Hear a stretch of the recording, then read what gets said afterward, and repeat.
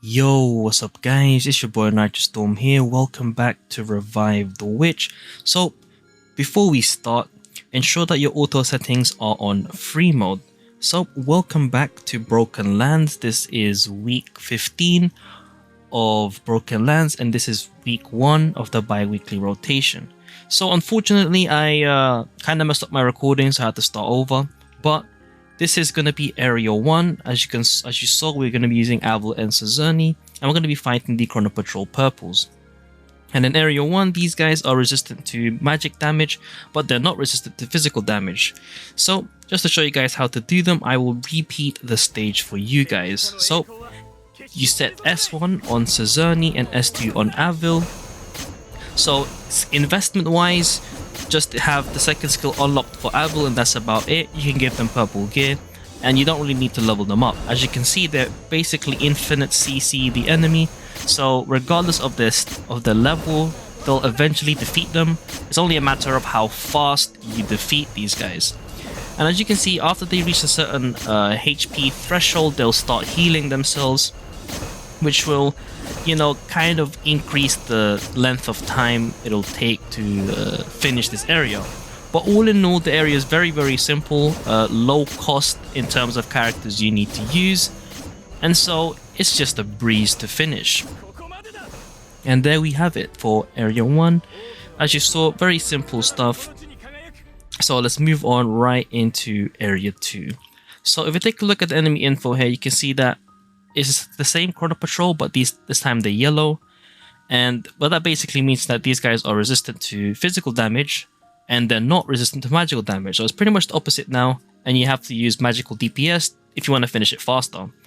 So in this case, you're going to be using Acheronte. You can use any mage as a replacement, except for Pakane, because we'll need her for Area 3. And then we'll use Sinesha in the middle. And then last but not least, any assassin at the back, anyone that has a 1 cost S1, and then you'll be good to go. So in terms of investment, as you saw, my Acheronte is the tankiest one at Ascent 4, so she's up front. And then Sinesha can work at Ascent 2, but she's Ascent 3 in this video. And for the assassin, it doesn't really matter, but if you want to make them survive, then you can increase the levels. And in terms of passives and skills, they're all up to passive level 1, except for the assassin, which has 0 investment. And there we go. So in order to fix this, you do S1 on your assassin and then S2 on your DPS. And then after your assassin gets defeated, you switch the S1 to Sinesha, and then you pretty much watch the rest of the fight. It won't take that long because our DPS is highly invested, and so we'll finish this in pretty much no time. Of course, you have to consider the fact that they're healing. And then I guess you can switch S1 to Acheronte because the charge skill from Sinesha was already activated. And then that's about it for Area 2. Alright, moving on to Area 3. So this is where I said that we're going to be using Pakane. And the enemy info we're having here is the Hellhound. So the reason why I saved Pakane for this stage, even though she was a magic DPS and usable for Area 2, is because the Hellhound has some gimmicks that make the fight much harder than it should be. Well, than it could, you know, much harder than it could. And so we're using Pakane's freeze, her crowd control, to actually skip some of the mechanics that the Hellhound uses to make the things much more difficult. So let's just show this in action. Also, keep in mind these guys deal magical damage. It doesn't really state it here, but when I was experimenting, the damage that they deal, I think that magic type is the damage that they're dealing and not physical. So if you're building your characters, make sure you build them in magical defense.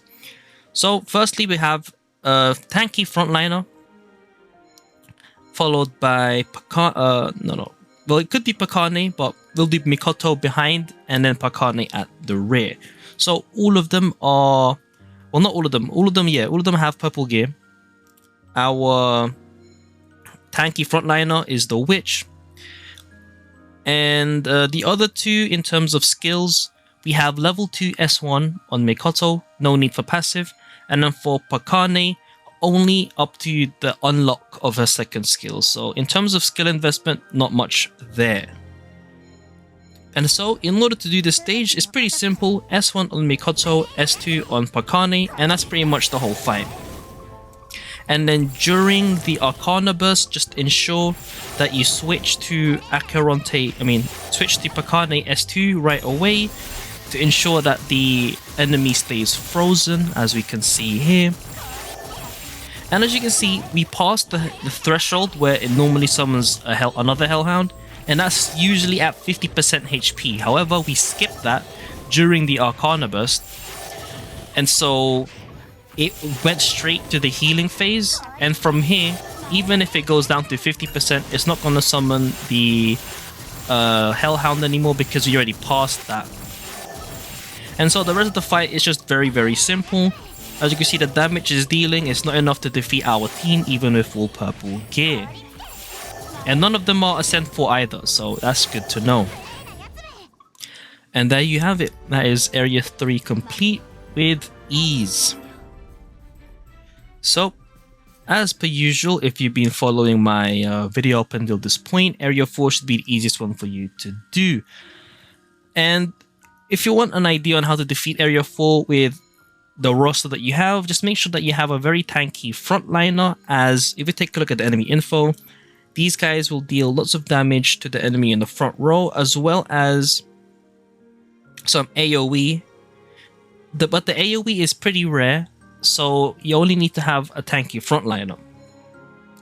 But of course, we have a free-to-play comp for this as well. So we're using Yui up front with Flora in the middle, and then Doran at the back. And if you don't have Doran, a fine replacement for Doran is an SSR Saltstone Compeller as well, called Tama. And this is the lowest rarity option that I could think of right now. Maybe there's a good SR or R, but Tama's good because I think most of you will have her by now probably, because she's not really a sought after character, and so you'll probably have her in your box. And she's basically a more defensive option for Saltstone Compellers, whilst Doran is more offensive. And so if you have Tama on, you should still be able to complete it, albeit a little bit slower. In any case, let's get right into it. In terms of passives, I do have Doran and Yui at passive level 2. Flora is passive level 1. However, you can still beat this with all passive level 1s, but you might need to start giving them full legendary gear, as my Doran and Flora only have purple gear, focused on physical defense, and my Yui has full legendary gear, just so we have some tankiness. So in order to do this stage, you want the S1 to be with Flora and the S2 to be with Doran. And this is going to stay like this until Arcana Burst, where we'll quickly switch to Yui S2 to transform her, and then switch back to S1, and then that's pretty much it. And then from here on, you can switch to Yui S1, as you'll be able to finish it soon. And then that's about it, really. So there you have it. Area 4 completed pretty simply. And there you have it, guys, for week 15 of Broken Lands, aka week 1 of the bi-weekly rotation. If you guys got any questions regarding Broken Lands, do let me know down in the comments below. It's been your boy Nitrostorm. I'll see you guys in the next stream or video. Peace.